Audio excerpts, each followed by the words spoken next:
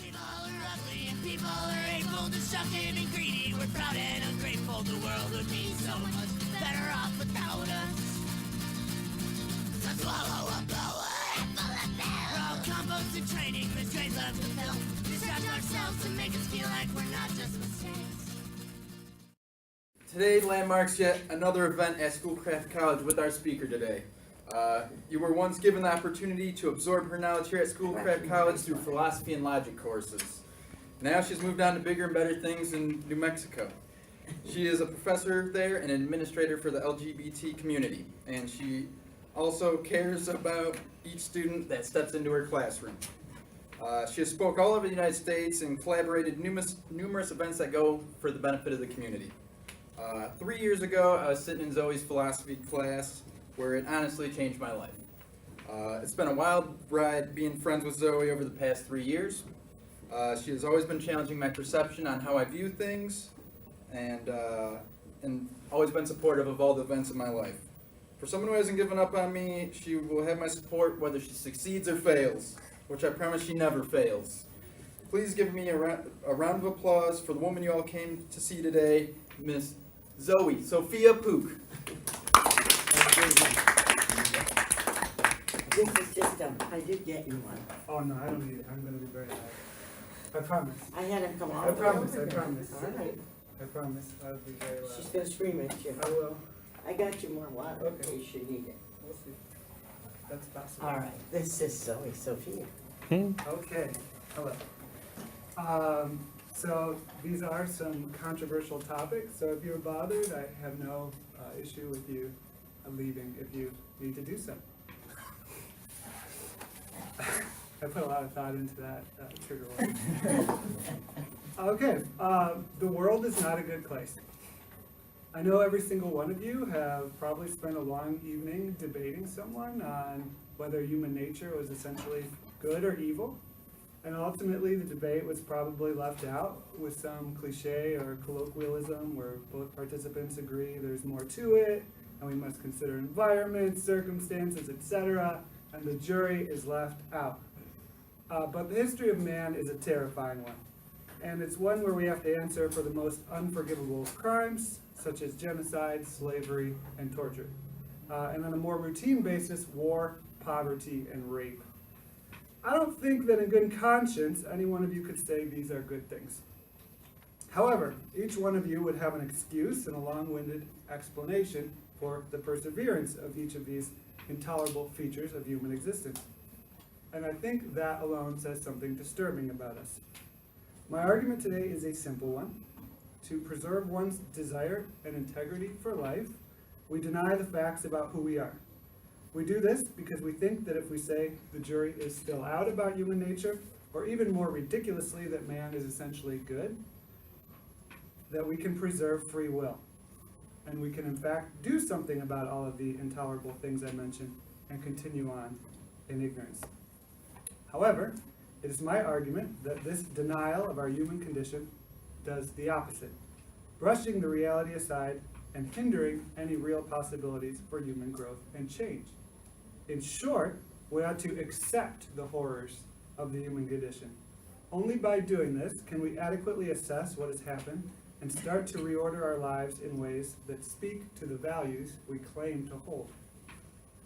It is a quite common rebuttal to the claim that life is not good to hear that, well, you cannot know the good without the bad, take sorrow to know happiness, no light without dark.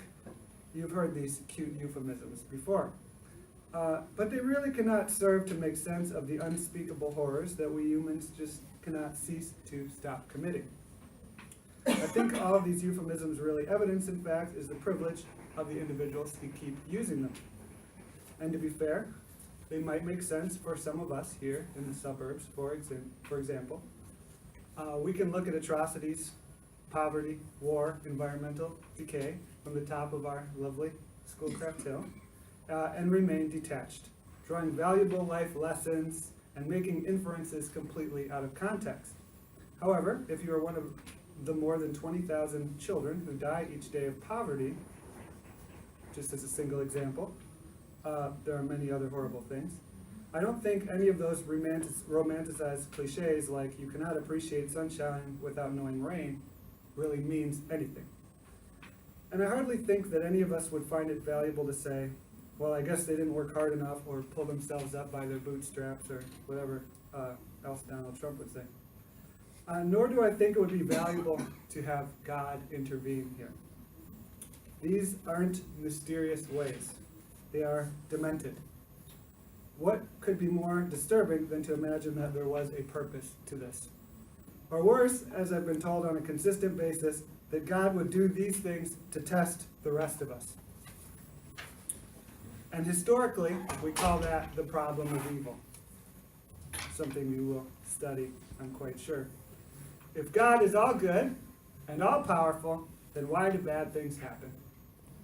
And there's, of course, no answer to this question, or at least none that are not overtly perverse. But it is interesting that we have so much trouble in imagining the reverse, which we frequently imply with our insufficient euphemisms, an all-powerful God who is evil. Slavoj Žižek proposes this in his reading of Dostoevsky's Babek, a story about the conversations of the dead. Could these voices coming from the grave not be an evil and all-powerful God torturing the story's protagonist? Perhaps.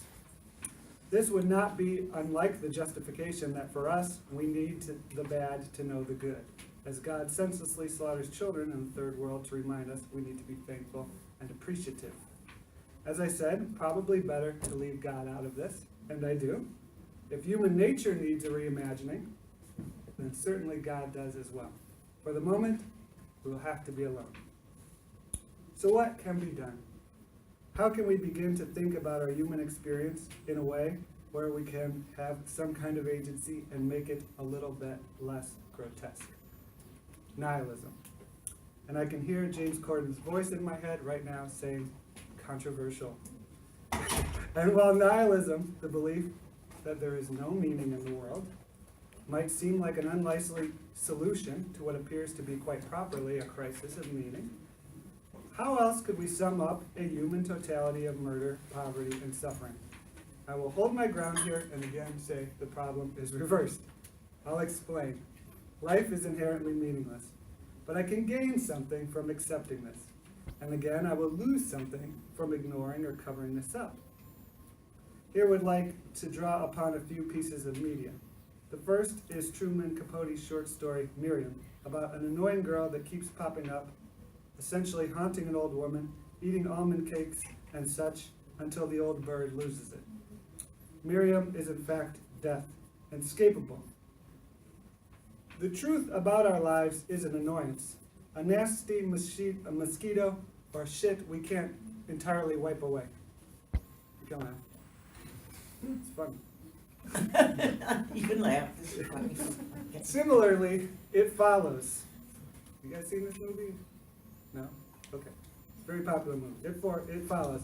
A horror film shot not far from here, in which an evil spirit or ghost haunts and follows the characters who are desperate to pass it off on someone else. Spoiler alert. The film ends with the character's acceptance of this ghost. Again, a metaphor for death. Surprise.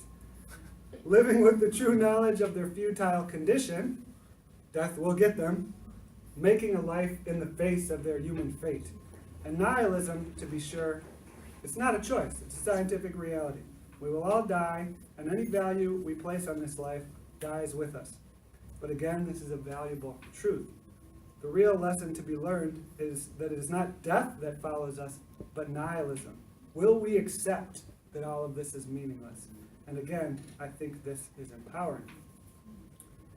In First is Tragedy, Then is Farce, Slavoj Žižek makes an argument for the end of capitalism. He essentially says that, sure, a revolution is a risk, but to continue the way we are living is a bigger risk. Look at climate change, the collapse of the environment, soil degradation, bees. Look at poverty, look at war, look at human rights crises that continue to loom. The human species cannot continue like this. And this was before Donald Trump. Huge. Thank you for laughing this time. So what I'm arguing for is similar. We need to take a risk here, but on an ontological level, the level of existence. The stakes are too high to continue in ignorance. We need not only a new order, but a new man. Human history, despite its triumphs, and we romanticize those very well, don't we?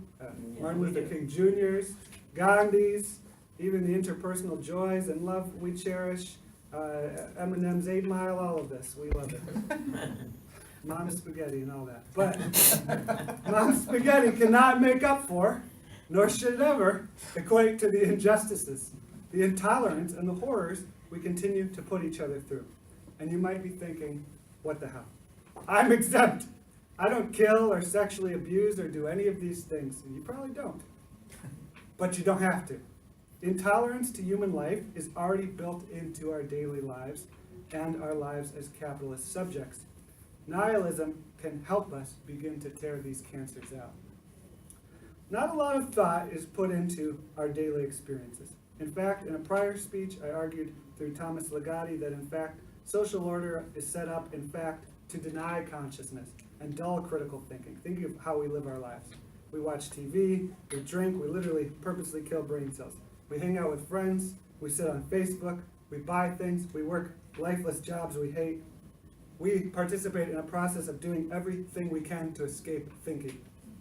And as we sit on our phones, we probably don't think much about the Foxconn factory where those phones were made, where nets were attached to the walls to catch jumping impoverished workers who had had enough with their lives, only to efficiently be caught and sent right back to what we should most reasonably call modern-day slavery, working grueling hours for next to nothing. Nor do you probably think about where your phone will end up when you would like to buy the newest one each year, and that's in the city of Gulu, China, where citizens now crawl through the trash heap that is their city, collecting cancer and other illnesses from the lead and mercury and other chemicals that we didn't want in our landfills that are now their city. As a nihilist, I can recognize this human suffering, purposeless and horror, without any reservations. Being unhindered by ideology, there is a 1-to-1 ratio between what I observe and what I feel. I can recognize the way we have ordered our reality is ridiculous, senseless, and I can intervene into it. I make no attempts to justify it because I have no allegiances. In a final example, one I know you were waiting for, I would like to call upon Lars von Trier's film, The Antichrist. Oh, This film is a perfect example of the failures of humanity and the horrors of human attempts at reason and order. Don't worry, if you didn't see it, I'll describe it very well. In the film, a young child tragically falls out of a window, and his parents grieve, understandably, trying to make sense of the loss. The woman, more affected than the husband, suffers indescribable depression. The man, he's a social worker. He tries to control the situation using reason and his principled teachings, ever sure of himself, reason and logic. But he cannot control human nature. The woman loses her mind and ends up torturing him and murdering him in grotesque and even stylistic fashion in the woods, assaulting him during sex and drilling a hole through his leg, affixing it with a large millstone so he may not escape. All the while, we are haunted by the symbolism of a deer, fox, and crow representing grief, pain, and despair. Nature is Satan's church, as the woman remarks. The moral of the movie, and I do think it is a moral, is that humans, for all their prowess and accomplishments, cannot address the essential question at the heart of our history, and that is why we continue to commit atrocities against one another. Why can't we address our nature? We can build shrines of enormous heights to the moon and back, literally, in science and mathematics, literature, government, anthropology, but we cannot stop being hideous monsters. This is evidenced by the woman's attempt to mutilate her own genitals, which further does not alleviate her madness, the human condition, but only exacerbates it. Death is the only relief, extinction, and this is evidenced as the husband eventually begets this condition upon her, kills her. In short, our nature offers no purpose and no hope for reason, which itself is underlined. Reason itself is underlined with a perverse exclusionary violence that we at best try to forget, but usually spend most of our time trying to defend ideologically.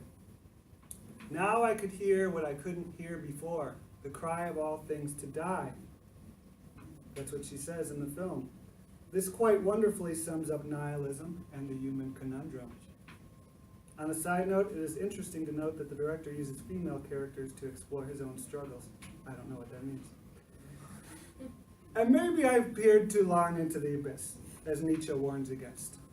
Or maybe I'm just grandiose enough, as he also suggests all philosophers must be to think about these types of things, warning us that we must be in good health to be so arrogant, to explore the essential questions of our nature, lest we end up like old Socrates who just couldn't take it anymore. Nihilism escapes ideology. Nihilism is. It is obvious. We live and die. That's it.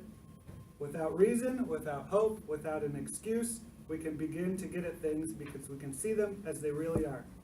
If a man is hungry, I give him some bread. I don't wonder why he has none, or assume he is a drunk, or that he wasted all his money, didn't work hard enough. All these things we think when we see a homeless person, right? Mhm. That's society's response. Civilization. Ironic. It is. Thank you. Humans are not good. We are a collection of drives and impulses, all being run by a brain that we cannot shut off, although we try. You're college students, I know you know what I mean.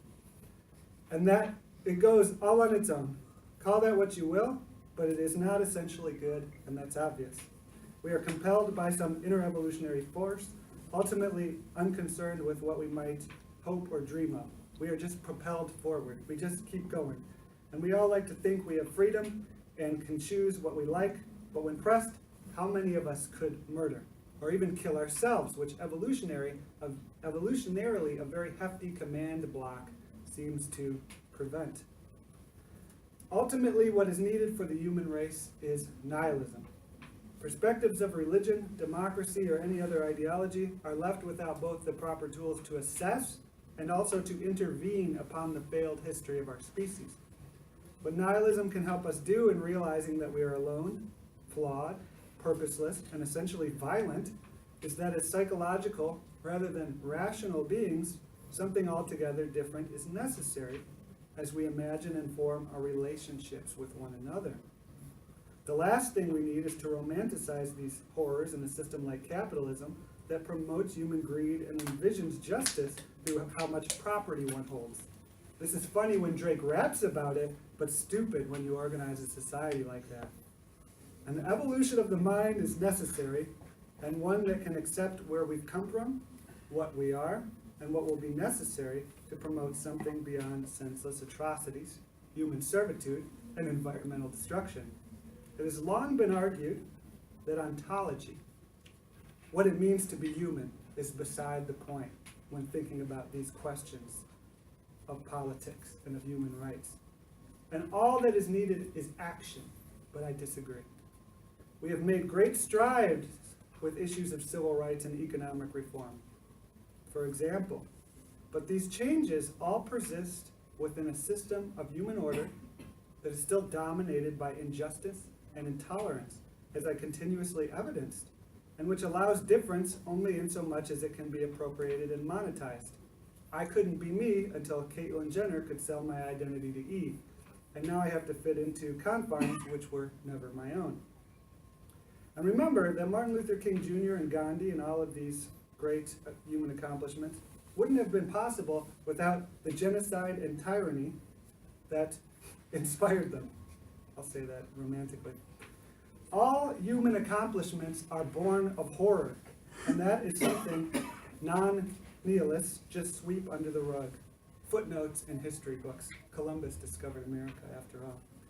And such is the same with charity. If a fair share was given to lower class workers, Bill Gates wouldn't need to give away $30 million, etc., which you will all applaud him for, right? So these things should remind us not of community and kindness, which they constantly drum up, but what is actually prevalent and what caused them: selfishness and greed. Acts of good are in the minority. This is why acts of selflessness appear so heroic in comparison to the horror that surrounds us.